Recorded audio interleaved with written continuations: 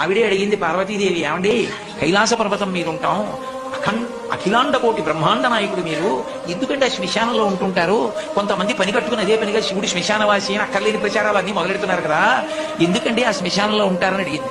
అడిగితే ఆనాడు మహాభారతం అనుశాసనిక పర్వంలో చెప్పాడు, పార్వతి నేనేం ఉత్తినే చేతకాని వాడనై ఉండలేదు, బ్రతికున్న నాళ్ళు అక్కడికెడదాం ఇక్కడికెడదామని పని లేకపోయినా షికార్లు తిరిగి నేను ఇంతటి వాణ్ణి అని గుండెల మీద చెయ్యేసుకుని ఇంత గర్వించి మా ఆవిడ, మా పిల్లలు, మా అన్నయ్య, మా తమ్ముడు, మా స్నేహితులు ఇంతమందిని చూపించిన వాడు ప్రాణం పోయిన తర్వాత ఎండు కర్రల మీద పడుకోబెట్టి తాడుతో కట్టేసి ఒంటి మీద కేవలం అత్యంత చవకబారు వస్త్రం ఒకటి పెట్టి పాడి మీదకి తీసుకెళ్లేటప్పుడు ఆ బట్ట కూడా తీసేసి కట్టెల మీద పడుకోబెట్టి ఇంధనం పోసి కట్ట వచ్చి అగ్నిహోత్రం వెలిగిస్తే తల దగ్గర నుంచి కాలుతూ వచ్చేసి తల బద్దలైపోయిన తర్వాత కాళ్ళు అరికాళ్లలోంచి నెత్తులు ముద్దలుగా పైకొస్తుంటే పెద్ద కాళ్ళ పట్టుకుని కాళ్ళు పైకెత్తి వెనక్కి పారేస్తే నా ఒళ్ళదుకుని మురిసిపోయిన వాడు కట్టెలలో కాలిపోతుంటే జీవుడు పైకి లేచి చీకటి పడుతోందని వచ్చిన వాళ్ళందరూ స్నానం చేసి వెళ్ళిపోతే ఒక్కడే ఉండిపోయానని బెంగ పెట్టుకుని ఏడుస్తుంటే నేనున్నానని ఓదార్చడానికి ఉన్నాను.